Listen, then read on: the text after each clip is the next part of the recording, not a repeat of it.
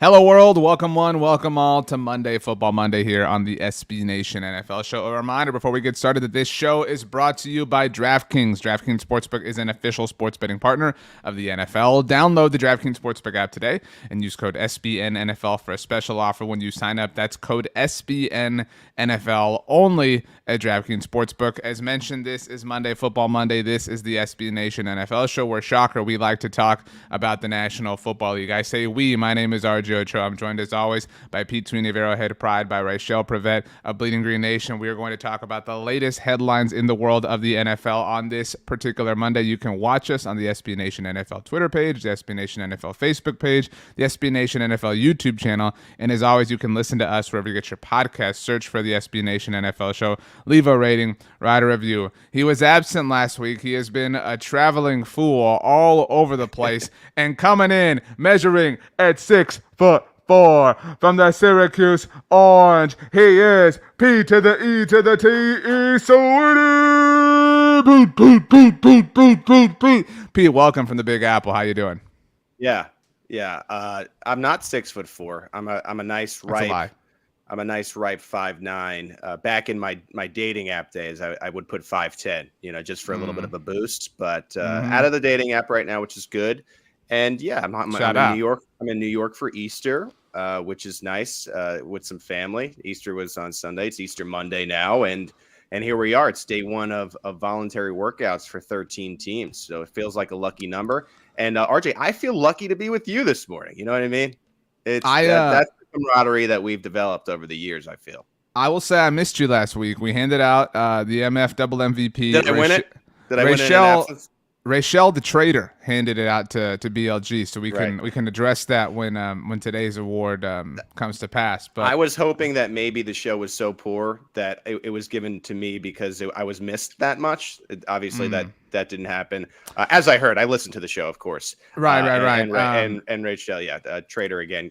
She handed it to Stats too. So I know she did. She loves to cheat on Monday Football Monday. I mean, that's right. The stats are what they are. You mentioned Easter. If you follow Pete Sweeney on Instagram, I'll just say this: the Sweeney clan, they don't half butt this thing. I mean, you know what I mean? Like they are all in. There was game with like a wrapped turkey and some dice that was going on. Some people like Easter eggs. We have the Easter ball. It was a wrapped ball. There's prizes that fall out. Interesting. I mean, the video probably will still be up for another 12 hours. So PG Sween on Instagram, check out that story if you want. I will say I responded to one of Pete's Instagram stories. I did not get a response. Pete saw Come From Away on Broadway. I mean, this guy, is lighting up the town. What did you think about this? That's a powerful story, what happened in Newfoundland. Yeah, my mom and sister are big Broadway fans. Last time we went to see Phantom of the Opera, a little dark for my taste. This felt like a brighter story in what was a distressed time. So very quickly, on September 11th, a lot of these planes had to be taken down because there was a no-fly zone because they were rerouted. I think is the term you're looking for. Right. I'm not saying it correctly, but they were rerouted. They had to land. No one could fly for a week. So like 19 of these planes landed in this little city in Newfoundland, which of 7,000 people, and then it more or less doubled the population. So they had to get food and shelter and stuff. And there's a whole play about this. And you're probably like, how did they make a whole play out of this? Because that's what I was saying going into it. And it ended up being an elite play. Not that I'm necessarily a play connoisseur or expert. I've seen about 3 or 4, but I would say top 1 out of the 3 or 4 that I've seen.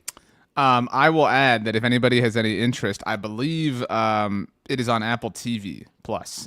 They have like one of those, how they shoot them sometimes, like a movie. So you can watch this particular show on Apple TV. Not an ad, just Great play, a lot of drama, some laughter, some tears. Turn over to my dad. Turn next to him. What is he doing? He's watching the New York Rangers on his phone. So that's the type of family that I'm a part of. Yep. All right. Ice up. Anyway, all right. So we have a few pressing things to get into here on this edition of Monday Football Monday. We are going to talk about, I guess, like just drama. I mean, it's really, the theme. Drama. Well, drama, Chase was a fan of the New York Rangers as well. I mean, they were all just like you, Pete, from the streets of Queens. But Kyler Murray stirring up some drama. This is Queens Boulevard, right? Yeah, no. Oh, you are Queens Boulevard. But Kyler Murray wants a new deal. The Cardinals don't really care, which is a really interesting position for them to take. So let's go ahead and start there, actually. Kyler Murray, Pete Sweeney, is eligible for a contract extension, having served 3 years in the NFL, the number 1 overall pick in 2019. I've mentioned this several times on SB Nation NFL Show Properties. Kyler is kind of the only person who tried the unfollowing on Instagram trick, and nobody, really noticed. Everybody's like, oh, wow, drama. And then it was like, that's just lame. The Cardinals themselves are like, you want a new deal? You're threatening to hold out? Okay, and that's the thing. We've now reached a point. I don't know that Kyler had said this, or maybe he did and nobody cared, and they had to remind people, him and his agent, Eric Burkhart, who only types in all caps. Kyler has said that he is not going to play this season without a new deal. There is precedent for first-round quarterbacks to get a new deal after their 3rd year in the NFL. You know this very well, having chronicled Patrick Mahomes. Kyler has a bit of an impressive resume, but he also has a super not impressive resume given the way his teams have collapsed over the last couple of years. Is this headed for divorce? Is this amicable? It feels like there is some sort of standoff happening here, not at on a corner in Winslow, Arizona, but in Glendale at the University of, I don't think it's even called University of Phoenix Stadium anymore, but whatever. Yeah, I don't know what to necessarily make of this situation. You have a lot of this anti-Kyler smoke coming out from the walls, and that usually means some discontent with how he's maybe acted when it comes to body language and what you would call great song by Jesse McCartney featuring T-Pain. What you would call the leadership factor when it comes to, okay, sometimes you have these struggles, and it does seem a little bit like from the outside looking in that Kyler diverts the attention, that not being his fault. I don't know how much the organization, with all these things coming out, necessarily sees him as a leader. And when you have these billionaires, they like to make good investments. That's why they're billionaires. They see, okay, an imperfect player when it comes to all around. Are they willing to, when they don't necessarily have to, because he is still under contract, hand out this mega deal to make him one of the richest players in the NFL? Because every time the latest quarterback signs, they're signing for what they feel is their value, and they're handing out a lot of money to this guy. And so I think what is happening in this situation is you're seeing a thing where Kyler is like, here's what I've done, which includes 90 touchdowns, has changed the franchise, and to an extent has gotten it back to some relevance there. And then you have the ownership that is saying, no, we need to see a more complete package. And both have a pretty good case. What I find odd is you have a situation where, and I've said this all the time on this show that we do together, RJ, there are not 32 of these guys in the NFL. There are probably not 16 of them. Kyler is one of the 16, or whatever you want to say. And so he does, to me, have more leverage. I'd rather he not be, in a sense, a crybaby about it. I'd like to see him just be like, okay, you know what? Fine. Let me get to the end of my contract. Similar in a very different way that Lamar Jackson. Lamar is handling it. Let me, you guys don't want to do it now? Fine. Let me, to a Kirk Cousins extent too. Let me make you pay. Let me force your hand. Joe Flacco is another one. I keep saying Ravens. Dak Prescott. There you go. That is an approach that you could take, but obviously Kyler's drawing a line in the sand, and both sides have points. I think it could go in a lot of different directions. But at the end of the day, I just come to this. It would be insane for the Cardinals to let one of these top 15 guys go, because then you're in a situation like the Atlanta Falcons are, where you're in purgatory. The Houston Texans, is Davis Mills one of these guys? No, and to accept that when maybe you could find a middle ground tier, it just seems like an insane play. And that is why you're seeing teams like the Falcons here, like maybe the Carolina Panthers, show a little bit of interest in acquiring Kyler, because they're in that hell. And the fact that Arizona's entertaining it is so insane to me. I do agree. It's kind of a pass-fail proposition. You're either a franchise quarterback or you're not. Obviously, people have put that in different ways many different times. Last week on the NFC East Mixtape, a unique show here at SB Nation you can listen to on the Blog on the Boys, Bleeding Green Nation, Big Blue View, or Hogs Haven podcast networks, Brandon Gotton and I, we ranked NFC quarterbacks, Pete. Where would you, just off the top of your head, just throw out a number very quickly, where would you say Kyler ranked for us? Of the NFC quarter? NFC quarterback hierarchy. I mean, had to be top 4, right? No. So again, like the order here can be massaged and however you want, but the top 4 we agreed are Aaron Rodgers, again, however you want, Tom Brady, Matthew Stafford, Dak Prescott. Those are your top 4. So top 5 then? Well, I would put Kirk Cousins ahead of Kyler. I mean, I would. Kyler's really fast and can run, and that's awesome. But like his teams have collapsed over the last 2 years. He like what's his greatest like moment? Like the Hail Mary throw to DeAndre Hopkins, like against Buffalo 2 years ago. Like is that the greatest moment? I mean, I don't know. To me, the AFC is has so many quarterbacks. To me, the NFC right. is so Tom, like Tom, is, Tom, that's Tom that's Brady, where I'm going. Like is Derek Carr a better Rodgers. quarterback? Would you rather have Derek Carr? No, I wouldn't. I don't know. Like that conversation's interesting for me at least. Like I agree that like throwing away a franchise quarterback because he's not the best is stupid, right? Like if he's the 6th best, that's still better than the 32nd best, or to your point about, Atlanta or Houston, the like 28th best or whatever. My point about the NFC is I think it is Tom Brady and Aaron Rodgers, and then I think it could have some leeway to go a lot of different ways because it's just a lot of unknown from 3 on. I know Matt Stafford just won the Super Bowl. I understand Dak Prescott is a high-end QB, but if someone wanted to put Kyler ahead of those 2 guys, I wouldn't call you insane. I probably wouldn't necessarily do it, but but if he's that close, I think we're agreeing here. You got to make the deal. So in Peter King's 10 Things, I think. Actually, a unique twist on that this week in Football Morning in America. It was actually titled, I don't know if you caught this, 10 Things I Think. So a little bit more like introspective than usual. Abstract. Right. Buried within the like Kyler Murray point was this line: chances are microscopic that Murray plays this season under his current deal. We hear this a lot, and we're going to get to the wide receiver situation in a moment. I think Kyler Murray would hold out. I really do. Like there are a lot of players who say they're going to and then like ultimately show up, right? Like, and then there's some like discontentness or whatever. Like even like everybody's freaking out right now about Kyrie Irving giving the bird to the Boston crowd or whatever. Remember when Earl Thomas? I was reminded of this. Jeff Kavanaugh does a lot of great work surrounding the Cowboys. Tweeted about this. Earl Thomas literally flicked off the entire Seahawks coaching staff and. But he was super dug in the ground, but he showed up, right? He didn't want to miss his paycheck. Deshaun Watson last year, everything surrounding him showed up. I actually think that Kyler Murray would hold out and not show up. 100%. And just a quick point on flipping the bird. Sports are more exciting when you inject pro wrestling, baby. I say it all the time. What was one of the bigger stories last year? Antonio Brown running off the field, fights, people when now everyone, there's a flip of the bird, everyone knows about it. Everyone's talking about it, even if you're not a basketball fan. So I love it. This is some high drama. It's funny because, you didn't really expect the Cardinals heading into the offseason to be maybe the most drama-filled team eventually heading into training camp. But I think this holdout is going to be and you know this well, RJ, I think this is going to be like the Dak Prescott of previous years where just you talk because there's not a ton to talk about. You talk about it every day on the get-ups and the Good Morning Footballs and the first takes. When's Kyler showing up? Because, again, it's just such a quarterback-driven league. And if you're facing a situation where you're not going to have this quarterback who's thrown, again, 90 touchdowns, has gone to Pro Bowls, and is out there and could be a lingering trade piece, he's going to be the number 1 topic.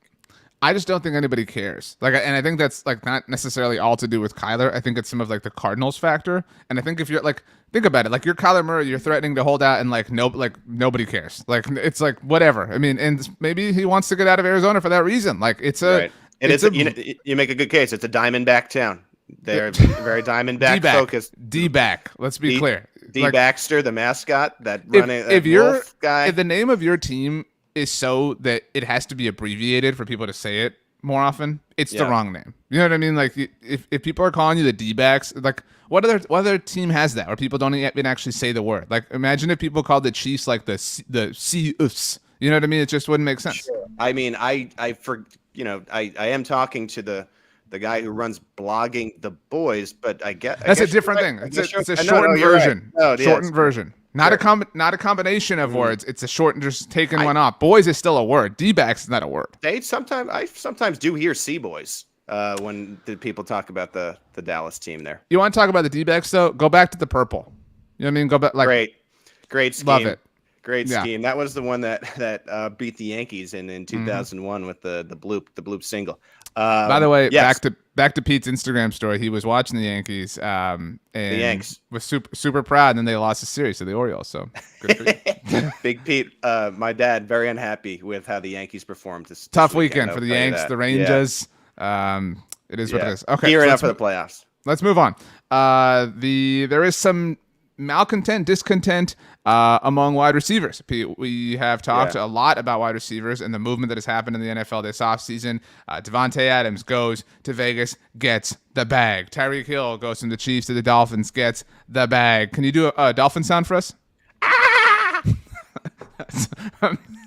On command. This man does not miss, people. Dolphins are one of the smartest animals. That's true. That's true. I feel so bad for them because they have to breathe. Like I constantly think like a dolphin can never be lazy. You know what I mean? Because they have to. Sure. At a certain point, they're like, man, I got to go up and get air. They can't just take like an 8-hour power nap or something. But anyway, wait, very quickly. I saw this clip recently of a dolphin teasing a seagull with a fish, like throwing it up to kind of like mess with the seagull. And then they brought the seagull down. Right? I saw this too. Yeah. Something crossed my mind. I'm like, man, are there some dolphins out there that are literally smarter than I am? And I think the answer is probably yeah. He's messing with the seagull. The dolphin in the movie is Flipper, right? Shamu's the whale. Flipper's the dolphin. Free Willy, yeah. Right. Oh, Willie's a different. Shamu's not the movie. Shamu's the theme park. Willie is the movie. Interesting. Anyway, Stephon Diggs gets the bag from the Buffalo Bills. Didn't have to move around. I mean, did a long time ago. But the wide receiver market, needless to say, is exploding. Deebo Samuel executed, I think, the Instagram unfollow strategy perfectly. How do we know this? Because people are talking about it. Nobody cares that Kyler. In fact, Kyler had to like refollow to make it a story. I just think so insignificant. I'm keeping an eye on your Instagram just in case you eliminate anything about the Cowboys. Never. And then I'll be, talking to our friends upstairs just to see, are we going to get RJ, locked in here? I mean, that would be an interesting strategy by you. Deebo wants the bag from the 49ers, who are still clutching onto the bag that is Jimmy Garoppolo. A.J. Brown wants the bag from the Tennessee Titans. Mike Vrabel said that would never happen, that it would never be a situation that led to him leaving, at least while he was the head coach. And now we are finding out, per the reports on Monday morning, that you can throw Terry McLaurin into that mix as well. They are all eligible. They are all entering the final year of their rookie deals. I would add, Pete, that the verbiage that came out on Monday by way of Adam Schefter clearly came from Terry McLaurin's agent, because Adam Schefter added a follow-up tweet that said, as a team leader, Terry McLaurin will be showing up to the off-season, workouts and conditioning programs or whatever. So thank you very much for reminding us that Terry McLaurin, friend of the SB Nation NFL show, is a leader. But Deebo Samuel and A.J. Brown expected to hold out, or at least, for, April's festivities. This looks not good if you are in the business of having to pay a wide receiver, which these teams are. Very briefly, tough year for Adam Schefter. Not that I feel all that bad. I don't feel bad for him at all. Everybody has now established that they know where every tweet that he says comes from, like very clearly from Terry McLaurin's agent, to make sure that, look, people need to know that my guy is a leader and he's the only one going. Anyway, back to this. You made a case about Devonte Adams and Tyree Hill. And I think those are interesting. I think those contracts kind of stemmed a little bit from Christian Kirk. I think the Jags really screwed this up for everybody. They gave Christian Kirk this ridiculous contract. What was it, 4 years, 84 ish. But his number is just insane, and he's never even reached 1,000 yards. And then all of a sudden, Tyreek Hill and Devonte Adams, turn to their agents, and they're looking at each other as like, man, if this guy's WTF, bro. Correct, right? So then you have these two teams in the Green Bay Packers and the Kansas City Chiefs. And this is going to be an interesting retrospective of, did they make the right call here? Because I think there's a case for 4 years down the line. You say, okay, it seemed insane to let Adams go. It seemed insane to trade Tyreek Hill.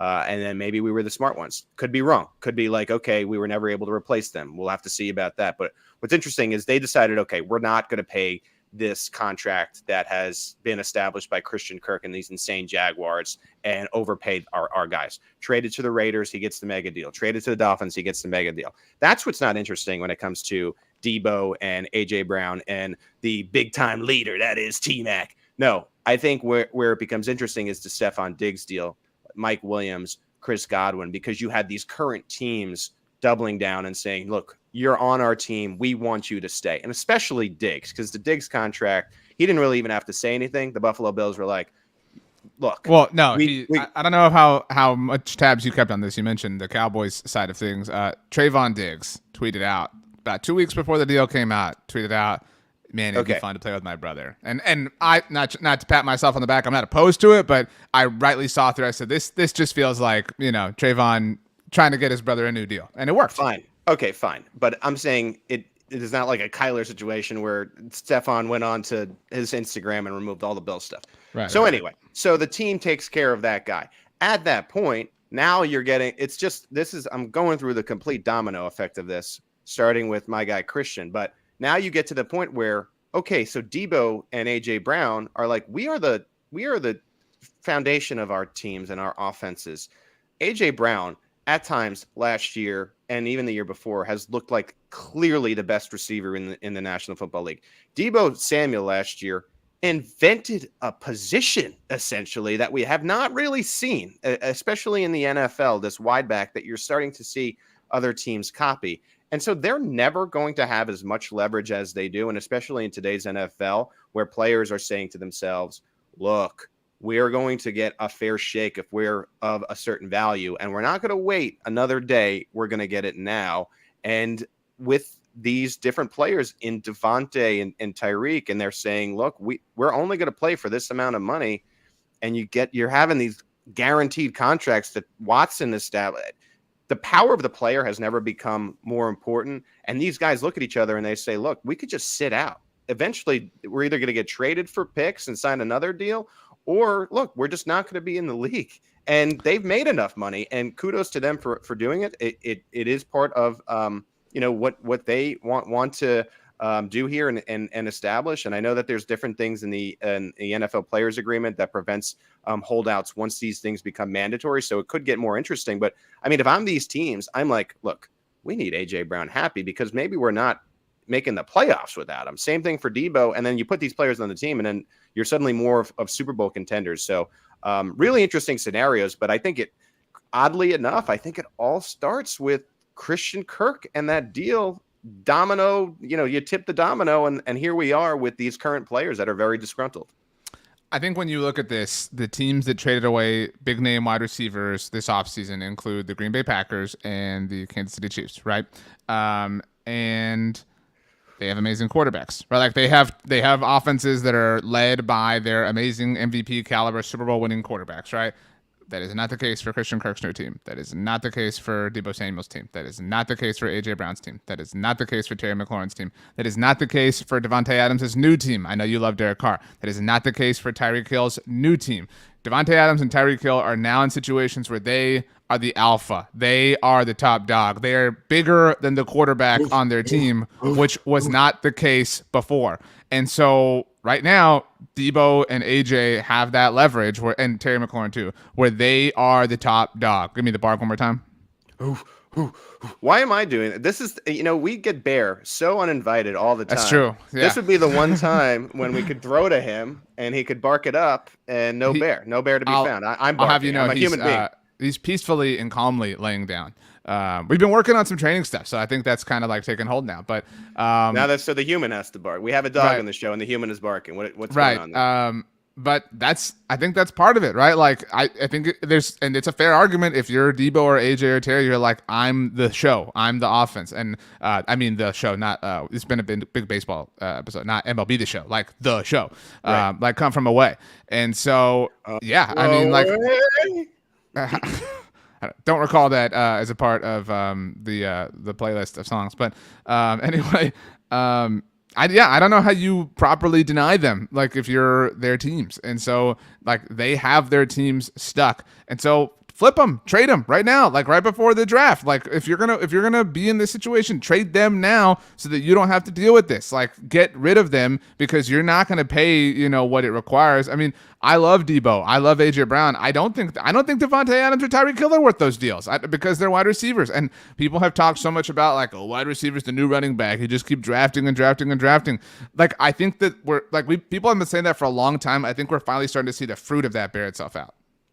Yeah, and I'm with you. You gotta trust the quarterback at a certain point, and I do think the Packers and the Chiefs are betting that they can still win. Maybe not as many games, but they can still win. To interrupt you, and I don't feel bad about it. Who is the top wide receiver that has been mocked to the Chiefs? Like, who's the name that like a lot of Chiefs fans throw out? Everybody wants Jameson Williams to the Chiefs, which would require a trade up. Sure. Okay, fine. But whatever. If Chris Olave falls, if Traylon Burks falls, like pick one of those dudes. Do you trust that dude with Patrick Mahomes or Tua and Tyreek Hill? Which duo do you trust more? Yeah, it's Mahomes, especially with the other receivers they brought in. Yeah. Right. I mean, like, so I'm not saying you can throw out like any old jabroni, at wide receiver, but like if you have talent, cheap labor talent, first round rookie contract talent with an elite quarterback, which Kansas City has in this hypothetical, that's the much more preferable way to rock. I mean, but I think you and I are both smart guys, right? Oh, yeah. Sometimes we put our heads together and we become the smarter, superior being, almost like smarter the Megazord in Power Rangers. You can argue that we're smarter than a dolphin together. Mm-hmm. What I'd say is Tannehill without Brown, you're missing the playoffs. Trey Lance without Debo, probably missing the playoffs. That's the difference. I agree. So that's what I'm saying. Those teams are stuck. Those teams. And like if you're the Niners specifically, you don't have draft capital because you have Trey Lance and you still have Jimmy Garoppolo. So like I love Debo. I am not advocating for purposefully playing without him, but I would much rather get rid of him for a price tag similar to what Devonte Adams and Tyreek Hill fetched than pay a big-time wide receiver contract right now. And maybe I'm biased because my team got rid of a wide receiver that was on a big-time contract, Amari Cooper, but I would not hand – and the Cowboys thankfully got the Michael Gallup deal done without the Christian Kirk deal impacting it. But I don't want to be part of that, right? Like I can't think of a receiver that I would feel comfortable giving that much to. And I don't blame Debo or AJ for seeing the wide receiver market. I feel bad for Terry McLaurin. I feel like he's just lost in all this. But maybe it's because he's such a great leader and he's showing up that, nobody cares. Little way too early fantasy tip. Go to every team's roster and see who would fit the Debo wide back role best. Think about taking him because I bet you there's going to be a lot of copycatting that goes on with how the Niners use Debo. I've already seen it in Kansas City with Hardman, who I expect to have a good year. I bet you there's a player. I bet you there's a player like that for every team. It used to be the day of running backs getting vultured by fullbacks, right? Like down near the goal line. And then it was just the bigger running back. The Mike Tolbert vultured a lot of touchdowns. You know what I mean? For a lot of people, Tolby touchdown, right? Yeah. Right. And now your running back's going to get down, to the 2, and you're thinking, all right, baby, push it in. Give me my 6 points. And then they're going to get vultured by this jet sweep. You know what I mean? Like it's less and less every year of the running back that like is worth playing in fantasy. We're getting into a different conversation, but there's about 3 now that you'd maybe play. Derrick Henry, JT, and I don't know. Like I don't want anything. I don't want JT shares at the price they'll go for this coming year. You know what I mean? Like, well, it's going to be the number 1, I bet. But yeah, there's not Dalvin Cook. Maybe that's it. Yeah, maybe like again, it's all relative to value, but like Christian McCaffrey, maybe. I mean, who knows? Hard to stay on the field right now. Speaking of, though, Christian McCaffrey, let's transition to the Carolina Panthers because the Panthers, I like to spend a lot of time bagging on different teams. I don't know if you've noticed this before. What? The Colts, I have banished from existence. I don't think the Colts should exist. And I hate, and I mentioned Peter King's Football Morning America. There was all sorts of Colts glossing happening. Look at what the Colts have done. I'm impressed with Chris Ballard going out and getting another quarterback. This guy keeps firing, and that you got to like the persistence of him. It's been a tough hand that he's been dealt. I hate the Colts. I hate them so much. I hate the Chargers. I'm in on the Chiefs, baby. Put me my in. Guy. That's my guy. That's Yeah. I hate the way that the Chargers are crowned for having accomplished nothing. Shout out to the blog father Joel Thorman, who always reminds us that Justin Herbert has never won a playoff game. But I mean, man, like I hate the Chargers. Rachel, let's make sure we keep this. I'm with the Chiefs because I want to be able to play it when they face the Bills in the playoffs for the 3rd straight year, and just remind you where your allegiance lies. RJ. Look, again, in the hierarchy of the AFC, I'm Team Bills. All right. But I'm Chiefs over any of the other like hot buzzy teams. I'm Chiefs over Bengals. I'm Chiefs over Chargers. I'm Chiefs over Colts. Like, right. I'm riding with the Bills. I've been here since day one. But after that, Sometimes you live long enough to become the villain, and then you live long enough again to become the hero again. And that's I will where the say, Chiefs are at. I probably take the Ravens over the Chiefs in my own personal hierarchy. But that's about it. Like Bills, Ravens, and then Chiefs, and then whatever everybody else. Anyway, back to the point. I'm kind of like willing to hate the Panthers. Like the Panthers are so boring and insignificant, and they're in the news because they've been connected to Baker Mayfield, who did his own interview last week, said he felt disrespected by the Browns, and everybody heard all the quotes and stuff. And so again, you don't have a comment on the upside down dog. I thought for sure you would have some. I mean, again, like. I'm just like, whatever. The Baker thing is so insignificant to me. Like, that's the most interesting thing to happen from this, like, tell-all with Baker Mayfield is that his dog is laying down. You know what I mean? Like, kind of speaks to the juice that Baker Mayfield doesn't really have right now as an NFL quarterback. But so he's been connected to the Carolina Panthers, who the Panthers are like the anti-Chris Ballard. Like, I will admit that Ballard at least is bringing in new bodies. The Panthers can't get anybody. Panthers cannot convince a soul to play quarterback for them. But they have been connected to Baker Mayfield over and over and over again. There was an Instagram post that speculated on this happening, and Robbie Anderson commented no with like several O's, bemoaning the idea of Baker Mayfield joining the Carolina Panthers. My take on this, Pete, and I mean no disrespect to Robbie Anderson, but just really the Panthers, like, do I really have the right to be kind of picky at this point? Like, like what gives you the right, Panthers? Like, who are you right now to turn away any would-be savior? No, and I think what I find most interesting about this is initially, if I'm not mistaken, there was, quote, mutual disinterest between the Panthers and Mayfield. And I think the Panthers collectively have gone home and looked themselves in the mirror and said, why are we disinterested when our quarterback right now is Sam Darnold, who very clearly is not a starter in the NFL? Baker Mayfield, same thing. That's Robbie Anderson's boy, though, by the way, Sam Darnold. So you bite your tongue. Yeah, that's fine. Baker Mayfield, same thing in his camp, probably looking himself in the mirror and saying, I can't get anyone to spend anything on me because they know the Browns are in such a bad place when it comes to leverage. This is going to take a while because I think the Browns are just waiting until they feel like they get proper value for a former number 1 overall pick.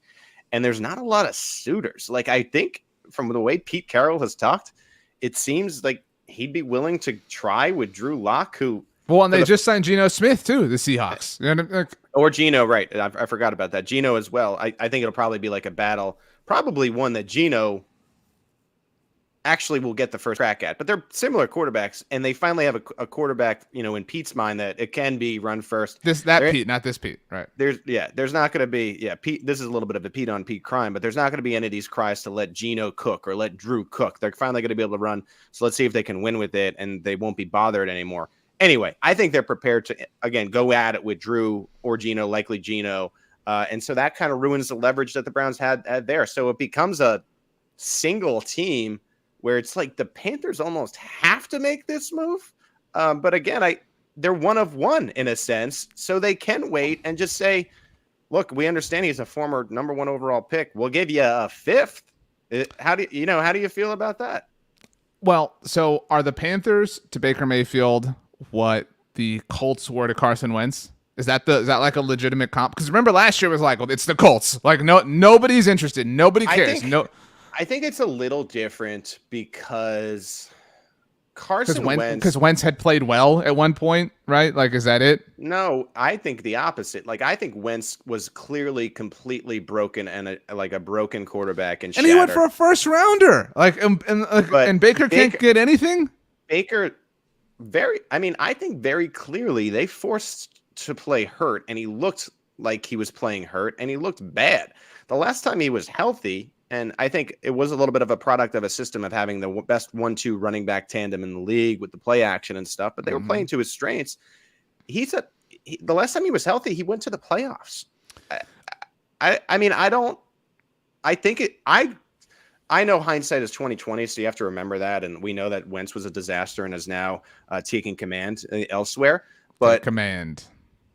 At this stage, think Baker has slightly more upside than Wentz did. There was more hope for Wentz because you were pairing him with Frank Reich, which had success before. I guess that's the difference. Is Baker doesn't have the like his Juliet, you know what I mean? His Romeo. Yeah, right. The Mayfield rule. There's nothing there. There's no energy there. But there's former Big 12 energy, baby. That's it. I mean, isolated players though. I like Mayfield. I think it's amazing because the reason that Baker is even available, so to speak, is horrible on the Browns. Like, the Browns losers, you mentioned it's been a rough year for Adam Schefter. Like, the Browns are the biggest losers of the offseason, right? From a morality standpoint, the Browns really suck. Certainly from a morality standpoint. Right. But say there's no suspension and they're 5-0, it's going to be a really weird feeling in the NFL. So my point is that Baker is only available because the Browns, quote unquote, upgraded in a really scumbaggy sort of way, right? you would think that the like PR-ness of that would lend well to Baker. You know what I mean? Like you would think that like there would be this like bounce for him in the public eye, that people would feel for him. You know what I mean? Like the people would be like, man, you really got a bad deal there, the way the Browns treated you. That's like nobody's take at all. Nobody really feels that way. I think people do acknowledge that, Baker's, not in a great situation, but I think he's just been so bad that people are like, yeah, that sucks, but like, I don't want to be associated with you. You know what I mean? I just think the news cycle in the NFL is so fast that people, you can forget things fairly easily. And that's true, except when there's like repeatable stories that are similar to like stories in the past. What I mean is this morning when you put Baker Mayfield on the rundown, I went back and watched the clips from Oklahoma and Kansas, and where he is cursing at them from the other sideline, pointing at them and grabbing his crotch, or planting the Oklahoma flag in the center of the field, or when the Browns started to have some success early on and people were still getting on Baker and he was chirping back to the media. And then finally, eventually was like, I need to act like a man and a pro. And then you fast forward to this offseason when they're interested in Deshaun Watson. This is before that they even acquired him. And he puts out that odd letter and now does this obscure podcast with the upside down dog. It's just a pattern of looking like someone that you don't want to make the face of your franchise. And I think that's the disconnect here, because had he just not done all of these things and just was the player he was, the same exact player he was on the field, I think he'd have a lot more interest. And I think this thing might even be already done. But there's just so many of those like cliche flaws that seem obvious that, leads to you believe there's a little bit of immaturity there, where an organization is like not trying to sacrifice their whole future on him. And the Browns the Browns have to know by now he is not showing up to anything. And I think everybody knows that. But do you think they care? Like, I mean, like, I don't think they care at all. They care to a point of wanting to maximize the value of the trade, which it's a situation that leads you to a complete stalemate of the Browns and the rest of the league. I think they're just like, look, if you're going to leave, we're going to pick up value. But if you don't leave and we don't get the value, that's okay. Like, I think they've recognized that value is not going to be that high. So they're like, whatever, but we're not letting you go until we get at least something legitimate for you. So it's funny in a really dark and twisted way that the Houston Texans essentially transferred their situation to Cleveland, because now where Deshaun was just this weird guy standing in the background as Davis Mills took over, now Watson's going to be the guy, and Mayfield has become, like, for obviously very different reasons, but the Watson, like, he's not going to show up, probably not going to throw. Maybe he'll show up to avoid a fine, but I'm sure he's not going to practice. And I think that's the type of situation you want to get out of as soon as possible. At this point, just eat it and get him out of your building. Let everyone start fresh. Like, you're trying to start fresh. Of course, you're in a way not starting fresh with this weird quarterback you brought in. But at this stage, if your good franchise is going to take a step forward, just get rid of him already. Take what you can and start over, in my opinion. That's what I would do if I was Cleveland. Very weird, very awkward, very clunky. Sucks a lot. Okay, Pete, it's that time. We've been waiting with bated breath, and I think we're owed an apology. If I say so myself, I think you agree. Rachel, the time has come. You are going to hand out today's MF double MVP. Not a democracy, not a vote today. It's all on you. Do you have anything you want to say? We're all waiting. I would like to say something very, very quickly. just because RJ is upset about last week doesn't mean you have to appease him by making an unfair decision. No, I want it to be right and fair. I don't want this slanted sort of awarding that happened last week. That's all I'm saying. I already have my decision made before, Oh. And no, I do not apologize because, yes, I like the decisions I've made in the past. But for today's episode, because of your strong take on Baker Mayfield's character flaws in the past, stemming back from like Oklahoma, it's all coming back to the circle, I'm going to go with Pete. Oh, my God. I think that's well said. I think it's well earned. He really deserves it. Pete didn't award the come up of the week. The come down of the offseason is former Oklahoma Heisman Trophy winners. Because Kyler, downgrade. Baker, downgrade. So, Pete, the floor is yours. I mean, how do you feel? Well, I think what has become very interesting about the MF double MVP is that RJ has had way more cracks at this than I have. I've missed a couple shows here. There's been stuff going on. It's not a me thing. It's for everyone to share. And my percentage is higher. I mean, it just is way higher, and I'm grateful for that. And I hope to keep the trend going. I hope to keep the trend going. I've now had 2 shows in a row. Don't forget I missed last week. 2 double MF MVPs in a row. It's MF double MVP, not double M. You know what? Tune in next Monday because we're gonna try to keep this train rolling, baby. Like the Kansas City Chiefs couldn't. Pete is actually going for the 3-peat. So 4 AFC title games in a row. 4. Did they win them all? Did they win even a majority of them? No.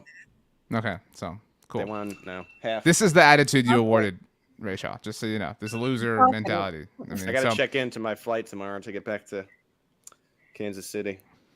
Do you need us to end the show? Do you need us to hold while you check in? No. Gotta get that A listing. Okay. I got 2 minutes.